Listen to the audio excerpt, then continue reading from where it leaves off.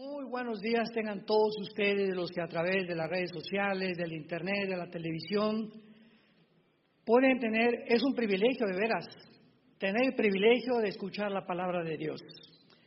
Cuando la palabra de Dios es escuchada, hay esperanza, hay fe, hay fortaleza, y no perdemos esta esperanza que debemos mantener hasta el fin todos los que hemos sido llamados a seguir a Jesús, porque es a quien seguimos finalmente. Y nos da mucho gusto continuar con esta serie que iniciamos hace una semana, el falso profeta y la imagen de la bestia. Si quieres tomar nota, esta es la tercera conferencia, se las recomiendo con todo mi corazón, el falso profeta, la imagen de la bestia, porque es un estudio, tal vez hoy lo termine, no sé, hoy y en la otra conferencia, pero es un estudio bastante profundo de la vida del falso profeta, que es un personaje misterioso. Sabemos que el anticristo de dónde va a salir y muchas cosas de él, pero el falso profeta muchas veces lo confundieron que era el Papa, y vamos a demostrarlo que no es el Papa. Y vamos a descubrir que este falso profeta que nos revela Apocalipsis capítulo 13, versículo 11 en adelante, va a ser este personaje que va a ser el ministro de propaganda, de economía y de religión del anticristo. Y así, como hay una Trinidad del Padre, el Hijo y el Espíritu Santo, todos ustedes saben que también hay una falsificación de los dones espirituales, de los milagros y de todo lo que Dios haga. Hay una falsificación, porque Satanás es experto en falsificar. Entonces también hay una trinidad diabólica, que es Satanás, el falso profeta Satanás, el anticristo y el falso profeta.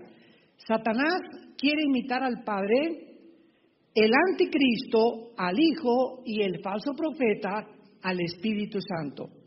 Y así como cuando el Espíritu Santo vino al mundo para levantar a Jesucristo, el Hijo de Dios, el falso profeta jugará el papel del Espíritu Santo diabólico, o un espíritu que no va a ser el verdadero Espíritu Santo, para poder engañar al mundo, y él va a ser el papel de levantar la persona del anticristo. Y vamos a darnos cuenta también en este estudio, ¿cuántos creen ustedes que el anticristo va a marcar a la gente con el 666? ¿Cuántos de ustedes lo creen? ¿Nadie levanta la mano? Ya oyeron los otros estudios, ¿verdad? Los que levantaron la mano están reprobados en teología. Porque siempre hemos oído, el anticristo va a mandar a la gente a marcar con 666, y el que va a mandar a marcar a la gente es el falso profeta. No va a ser el anticristo. Vean cuántos detalles tenemos nosotros que escudriñar las escrituras para poder entenderlo. Esta conferencia se llama El falso profeta y el Papa. El falso profeta y el Papa. Muy bien, una enseñanza popular también que ha cobrado bastante, que se ha propagado y ha cobrado mucha popularidad, es que tal vez el Papa es el falso profeta del cual menciona Apocalipsis capítulo 13 del 11 en adelante.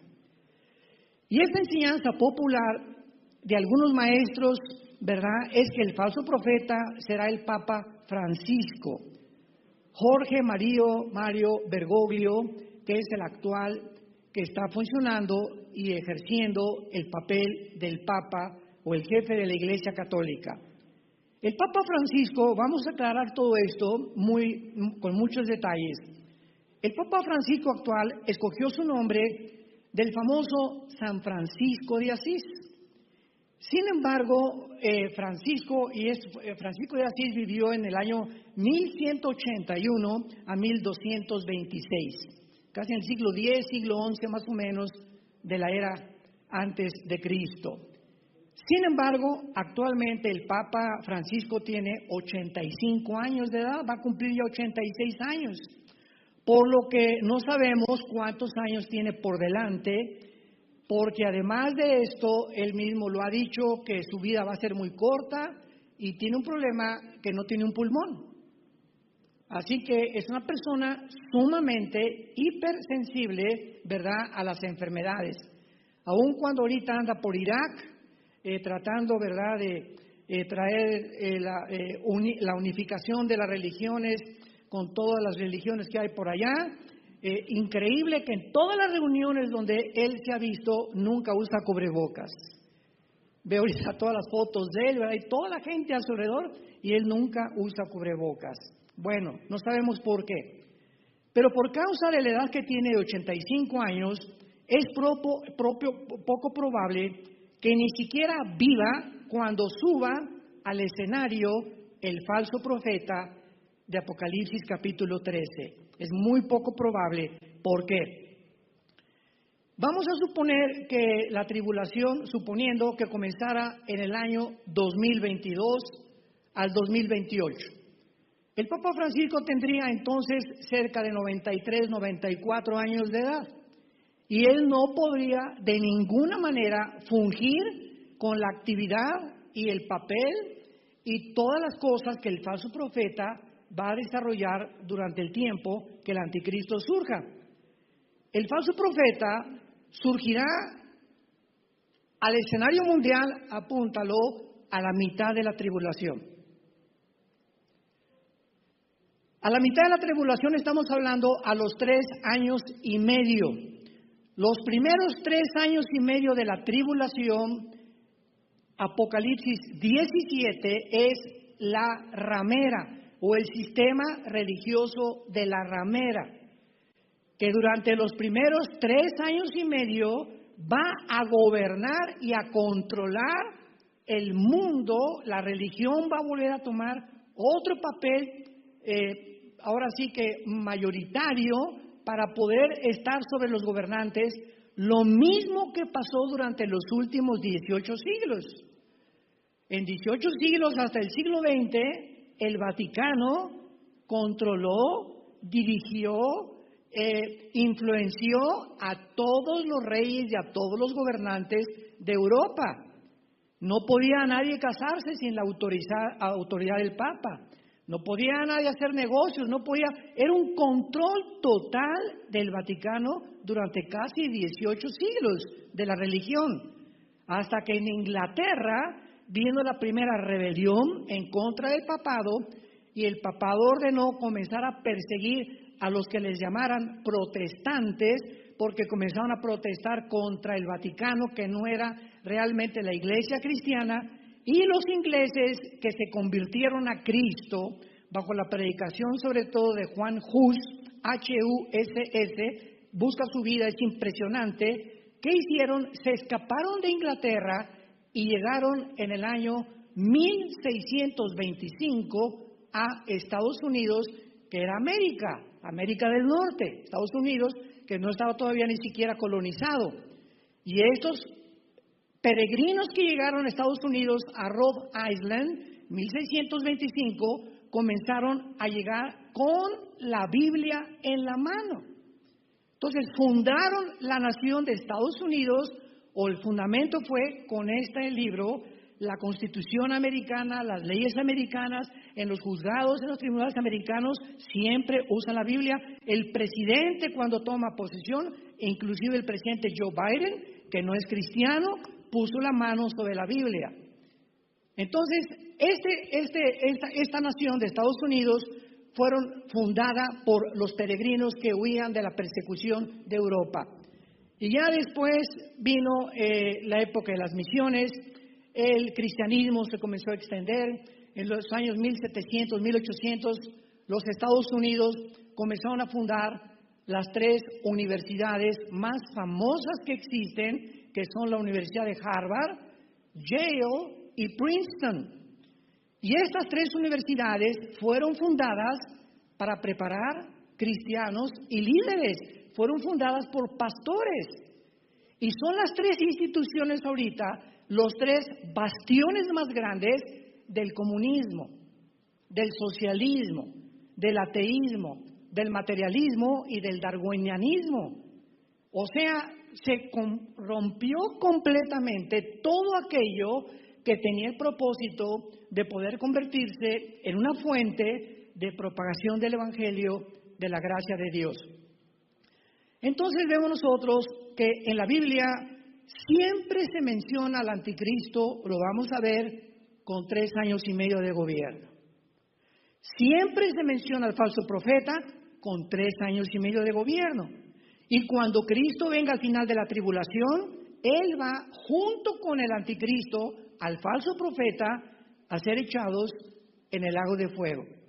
Por lo que en los últimos 3 años de la tribulación, que se llama la gran tribulación, el anticristo y el falso profeta trabajarán con un compadrazgo, unidos continuamente, como lo vamos a ver, por lo cual no puede ser el falso profeta el Papa, porque el Papa va a encabezar los primeros 3 años y medio que se conoce en Apocalipsis 17 como la gran ramera, y este sistema religioso sí va a ser el líder un Papa.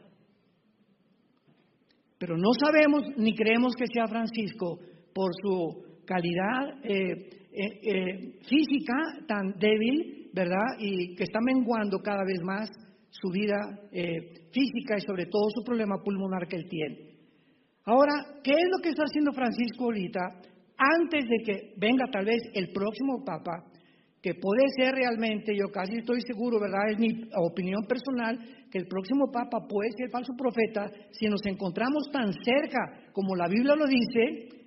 Era importante que el nuevo Papa o el que siga después de Francisco, si se va a convertir la gran ramera, vamos a leer el capítulo 17 de Apocalipsis. Vi entonces uno de los 7 ángeles que tenían las 7 copas, Apocalipsis 17, y habló conmigo diciéndome, ven acá y te mostraré la sentencia, o sea, el juicio contra la gran ramera, la que está sentada sobre muchas aguas. Brínquense al versículo 18. Y la mujer que has visto es la gran ciudad que reina sobre los reyes de la tierra. ¿Quién es la gran ramera? Una ciudad. ¿Ven cómo se puede estudiar la Biblia tan claramente?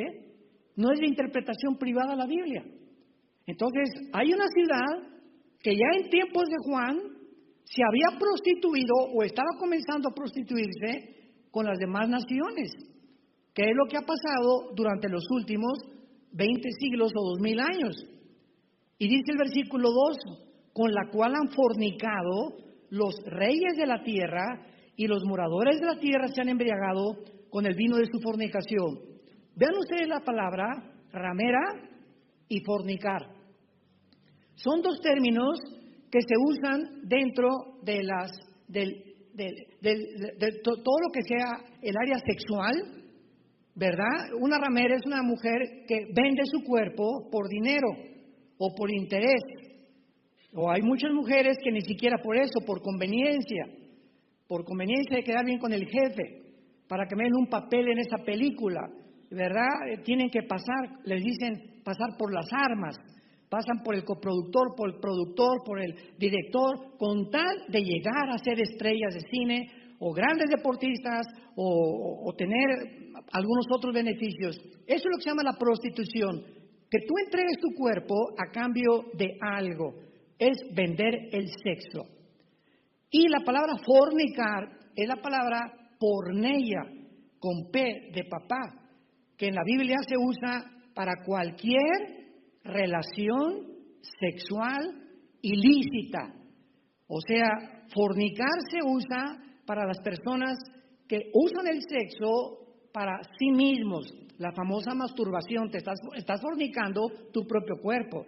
Dios te prohíbe que uses el sexo para tu propio deseo. 1 Corintios capítulo 7 lo explica muy bien. Número 2, con bestias, se llama bestialismo, usar el sexo con animales. Número 3, hombre con hombre, se llama homosexualismo, mujer con mujer, ¿verdad? Todos estos homosexualismos o lesbianismo son fornicación. Usar el sexo antes de casarte con tu novia es fornicar. 1 Corintios 6, huyan de la fornicación. Cualquier otro pecado que el hombre cometa está fuera del cuerpo, pero el que fornica está destruyendo, corrompiendo su propio cuerpo, su mente, todo afecta el pecado sexual. Entonces, cuando la Biblia usa los términos ramera, fornicar, políticamente ya sabemos cómo aplicarlo. ¿Por qué se le llama a esta gran ciudad ramera?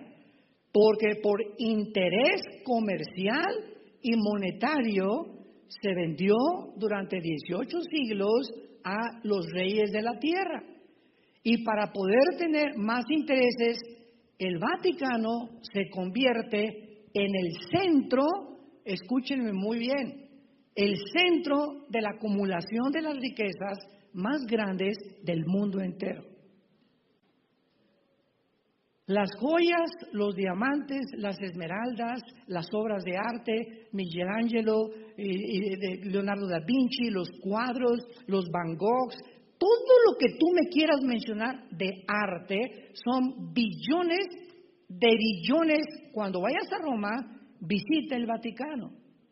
Y no puedes dar crédito a las riquezas que se encuentran dentro de esa ciudad política. Porque el Vaticano es independiente del gobierno de Italia, es otro estado, con su propio banco, con su propia policía, con sus propias leyes, sus propias disposiciones, y el jefe es el Papa. Y es la única religión, escucha, es la única religión de todas las que existen que tiene un lugar en las Naciones Unidas. Porque se considera un estado. Ni el hinduismo, ni el islam, ni el sintoísmo, ninguna religión se considera política, ni tampoco tiene su propia ciudad ni su propio estado. Es la única que existe desde hace 2000 años. Entonces,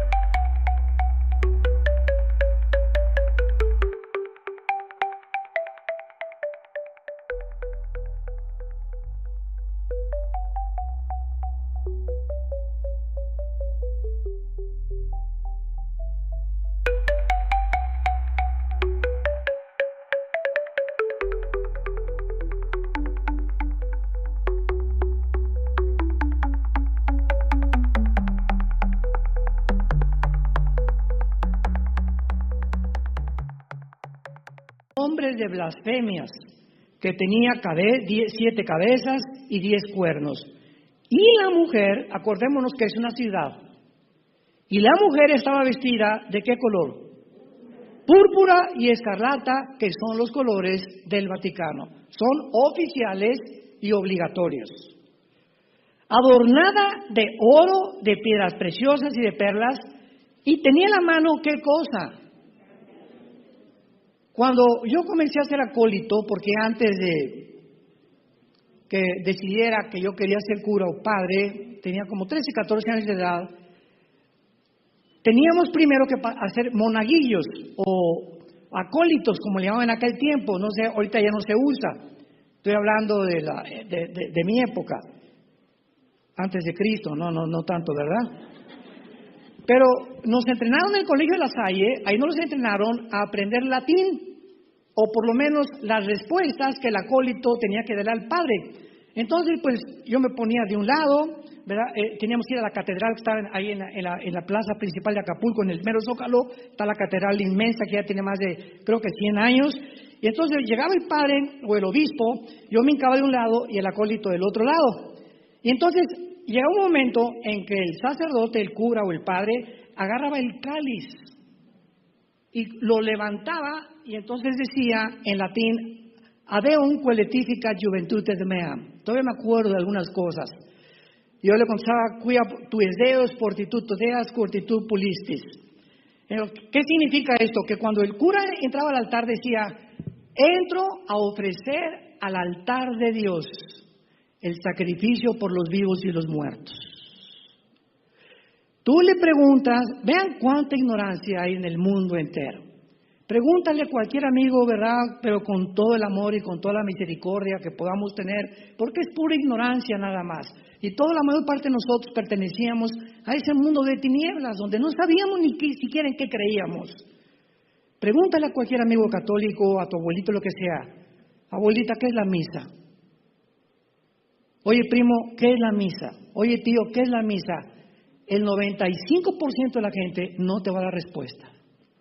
Te va a decir, pues es el cáliz, es etcétera, etcétera. Y mira, apúntalo, abuelita, apúntalo, tío. De acuerdo al Concilio de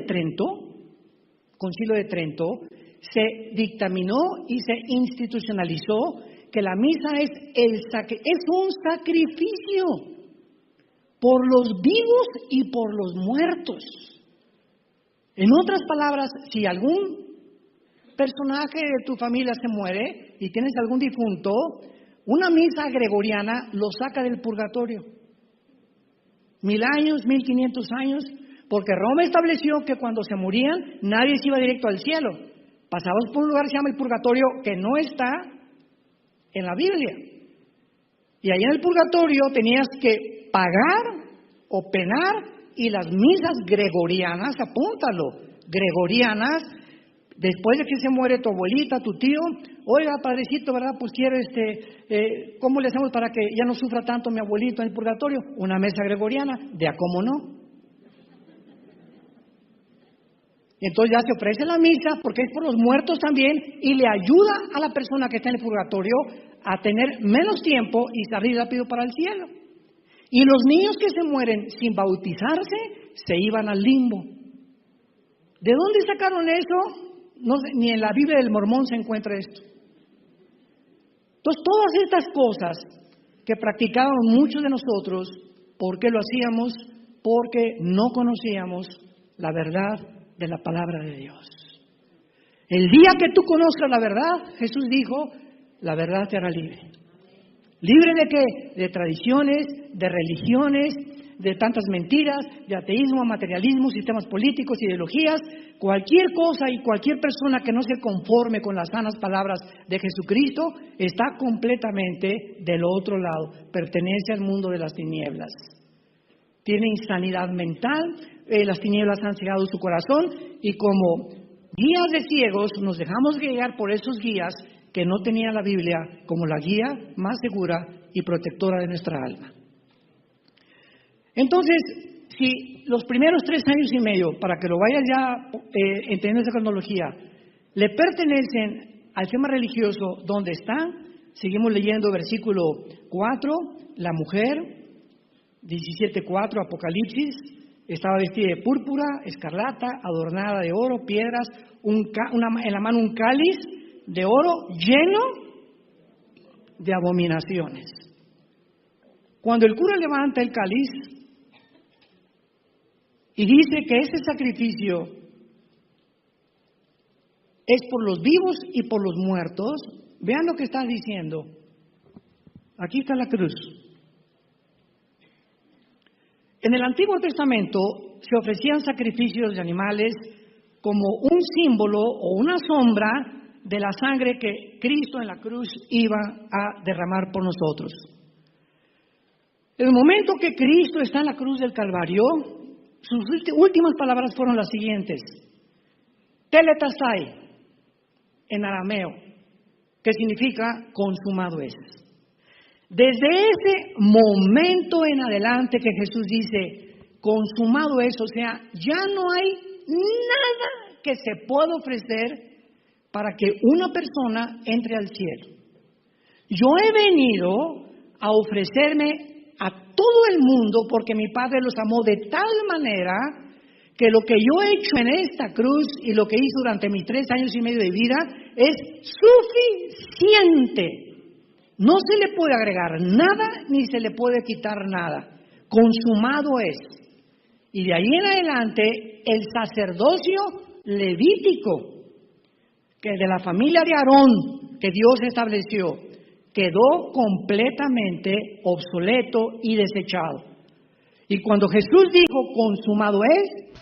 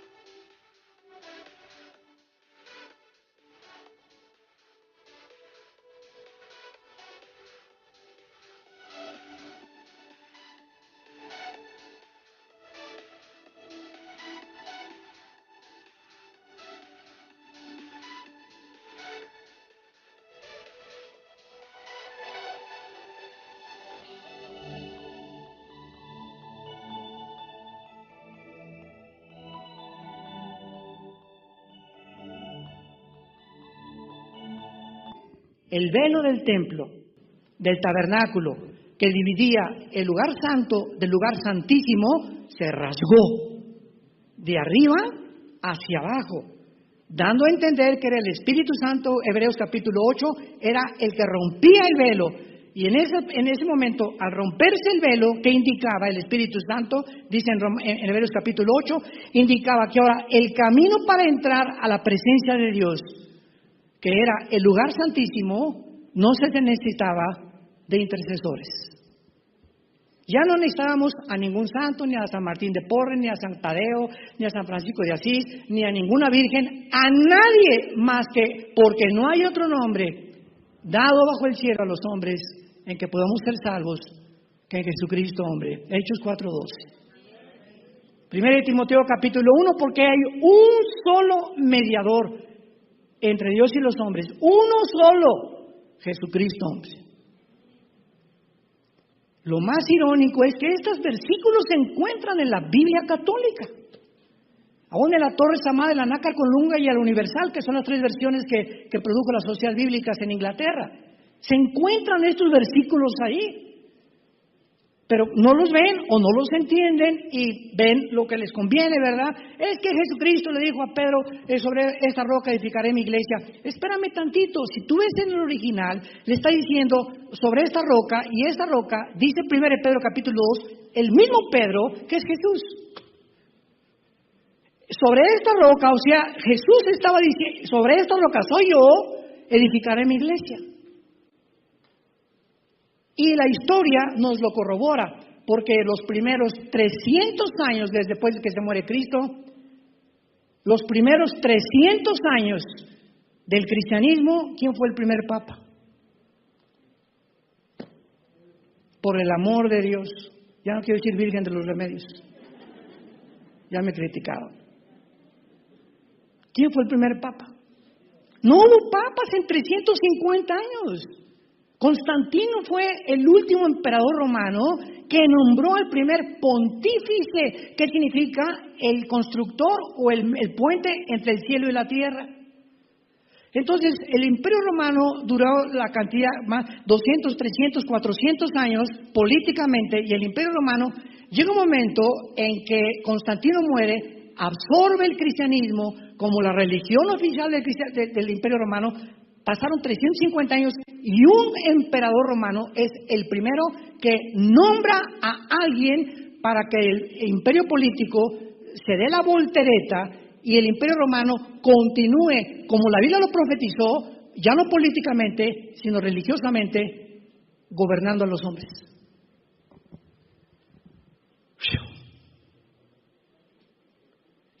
Si realmente Pedro fue el primer papa, ¿quién fue el segundo? Por el amor de Dios, en 350 años no hubo papado.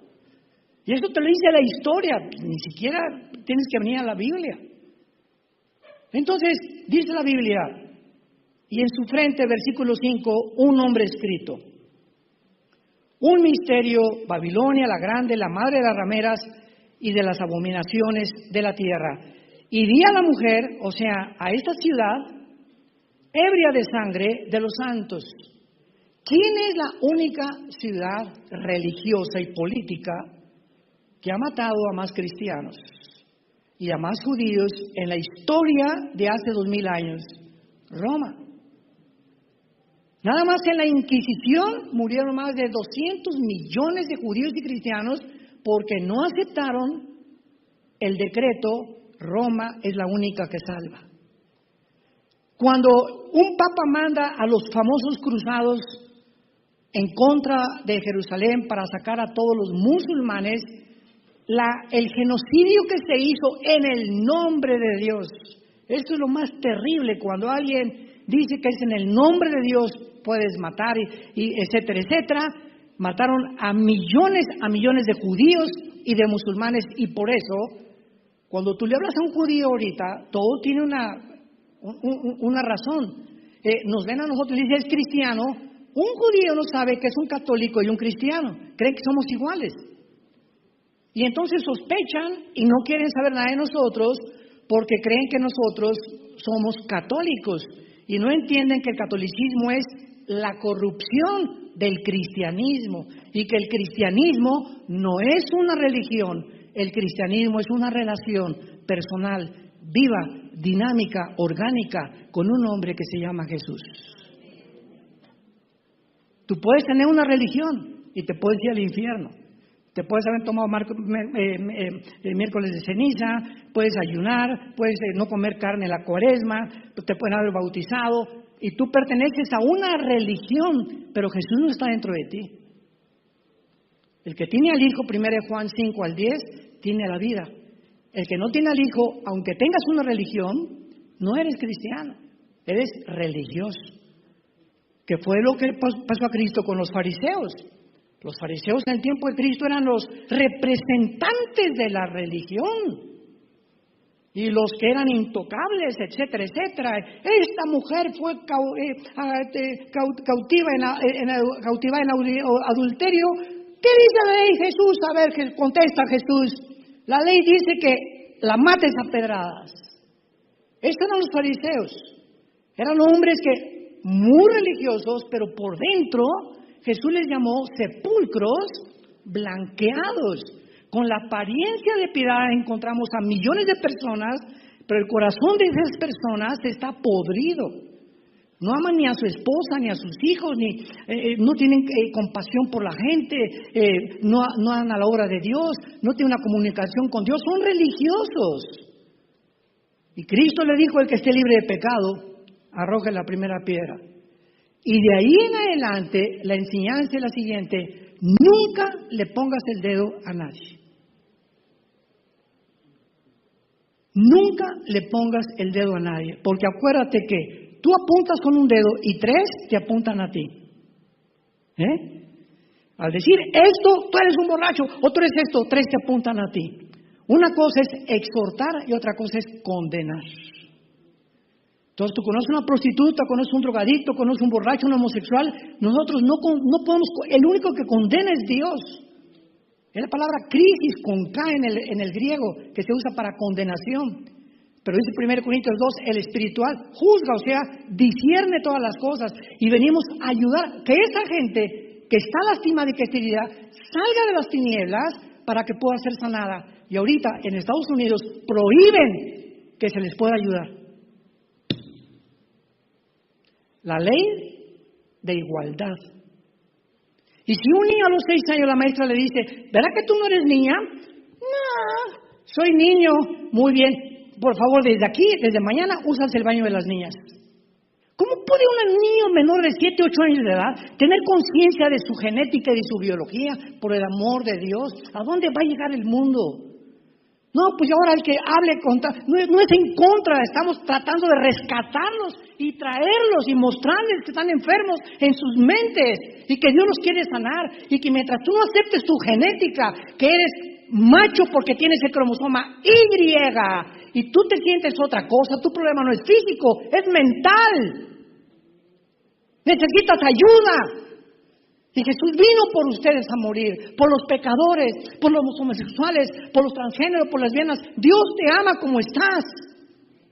Y ahora el gobierno quiere protegerte, que no te curen, que no te sanen, que sigas igual, porque ya no les conviene que las familias crezcan, porque quieren reducir la población. Les estoy hablando así. No se imaginan cuántos de las conferencias me han ya censurado. No sé ni por qué sigo ahí. Pero hasta que nos muramos tenemos que levantar la luz y la verdad. Hasta que el Señor venga por nosotros, no podemos callar.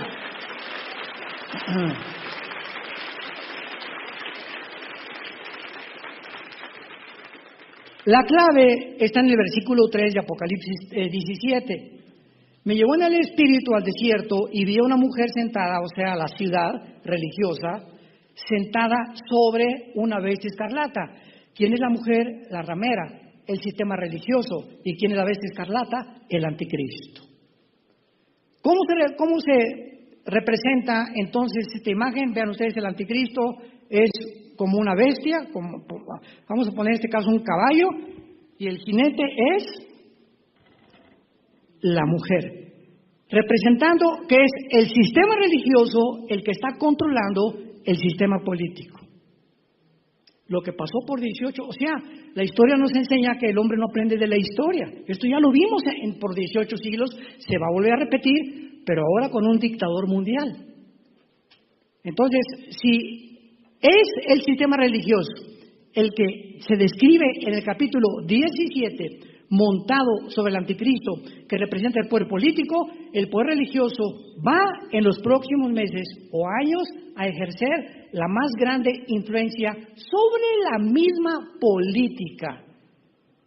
Y cuando después de los 3 años y medio se le haya dado oportunidad al sistema religioso con el papado de influenciar la humanidad, entonces a los 3 años y medio, los 10 gobernantes, que es la confederación política que el anticristo va a formar, van a ir a quemar la ciudad, porque cuando el anticristo entre a gobernar, él no va a permitir ningún sistema religioso más que el suyo. Entonces nos damos cuenta de lo siguiente, que esto es muy importante, si lo quieren apuntar. En la Biblia, en el Apocalipsis, los versículos no están, o los capítulos en orden cronológico. Por favor, esto es bien importante, apúntalo. En primer lugar está el capítulo 17, que es la Babilonia eclesiástica. El capítulo 17 de Apocalipsis nos narra el surgimiento y la caída del sistema religioso más terrible que ha sucedido en los últimos 2000 años. Después del capítulo 17 viene el capítulo 11, porque en el capítulo 17 es destruido el sistema religioso. En el capítulo 11 se nos muestra el surgimiento o la posesión demoníaca del anticristo. Y el anticristo entra a establecer su gobierno a los 3 años y medio. Y dice Apocalipsis 11, y vi surgir del abismo a la bestia que mató a los 2 profetas. O sea, el anticristo es una persona, escuchen con cuidado, la bestia es otra persona.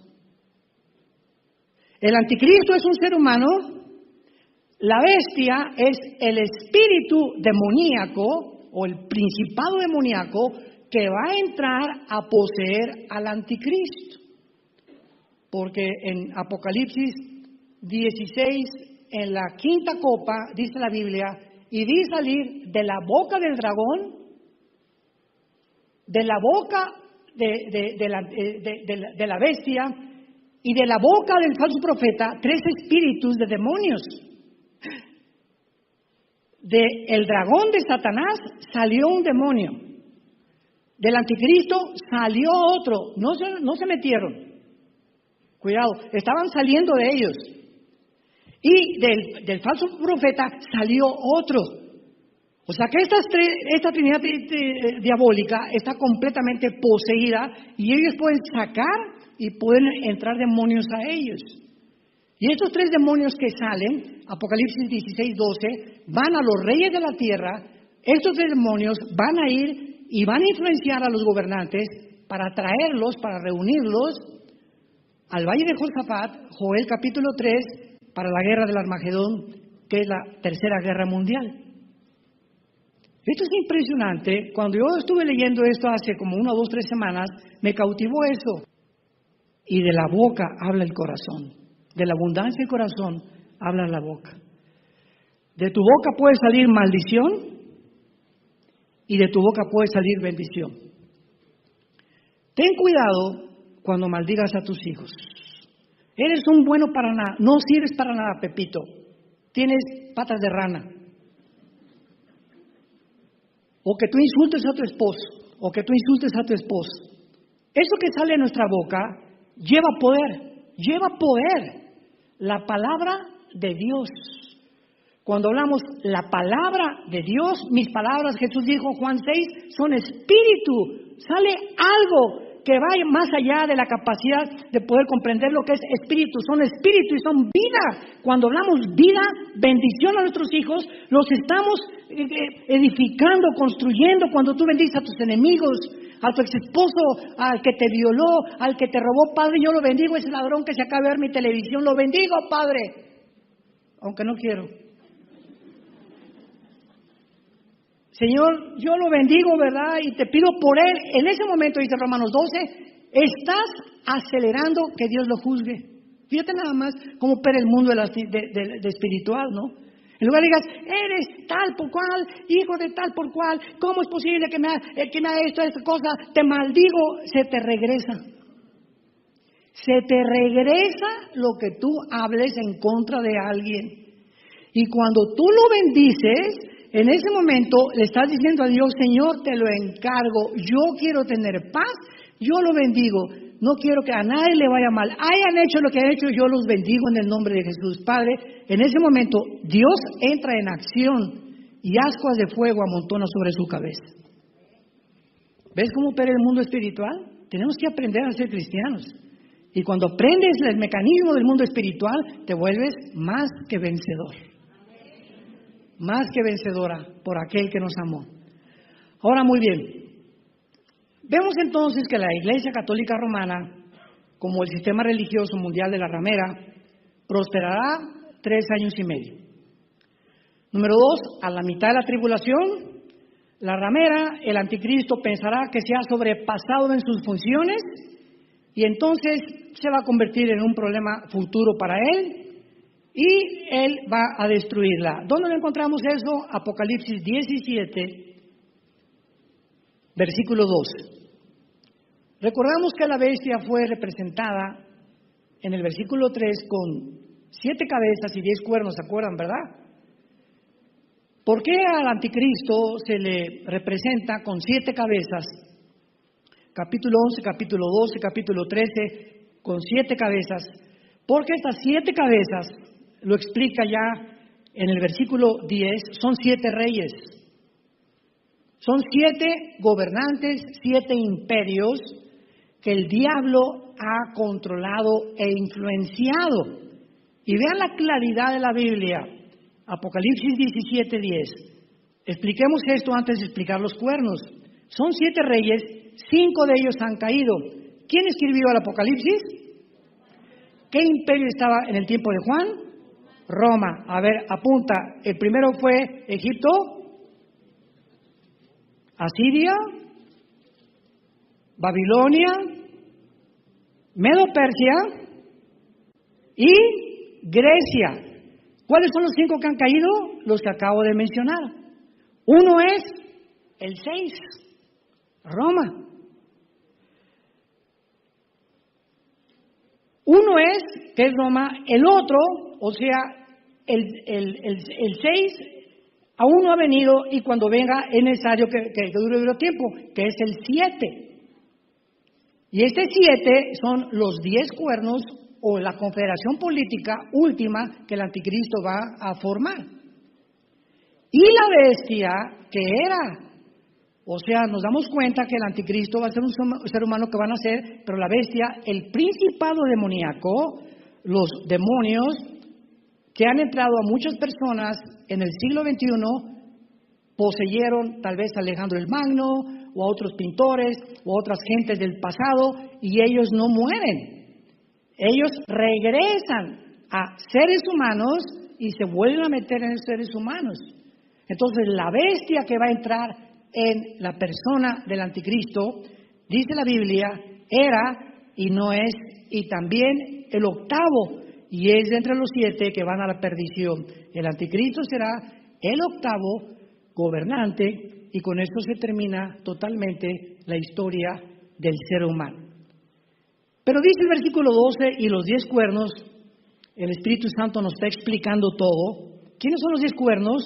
Son 10 reyes, son 10 gobernantes, que aún no han recibido el reino. En el tiempo de Juan, este gobierno no existía de los 10 cuernos, pero por una hora recibirán autoridad como reyes, juntamente como la bestia, o con la bestia.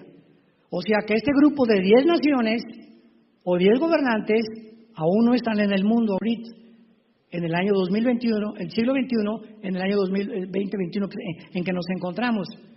Cuando oigamos, pongan atención, en la televisión, en las noticias, se acaba de formar una confederación política, un G10, entre 5 naciones de Europa y 5 del Medio Oriente. Cuando oigamos esto de entre ellos, Daniel capítulo 7, de entre ellos sale el cuerno pequeño o la bestia. No es hasta que se forme esta confederación política que no podemos especular. El Papa no es el anticristo, ni el príncipe Felipe, ni Obama, ni nadie de los que han dicho, o que Jared Kushner, el yerno de Trump. Han sacado tantas cosas, ¿verdad? Especulaciones. No podemos especular hasta que no se forme este G10, porque de entre ellos surge el anticristo. Y dice el versículo 13, estos, o sea, esta confederación de 10 naciones que se va a unir, tienen el mismo propósito y entregarán su poder y su autoridad a la bestia, o sea, hasta que se conforme esta confederación política. Ellos voluntariamente le van a decir al anticristo, quiero que gobiernes sobre todos estos 10 y tú seas la cabeza. Ellos le van a entregar, hasta que sea formada esta confederación, el poder al anticristo.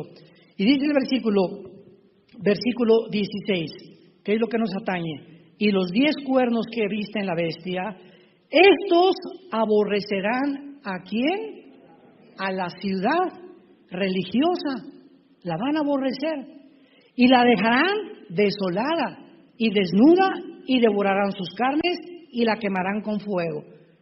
Es hasta después de los 3 años y medio que cuando se forma esta confederación, que el anticristo y sus 10 gobernantes asaltan Roma, queman Roma y el anticristo dice, yo soy el papucho de papuchos. Segunda de Tesalonicenses capítulo 2, versículo 3 y 4.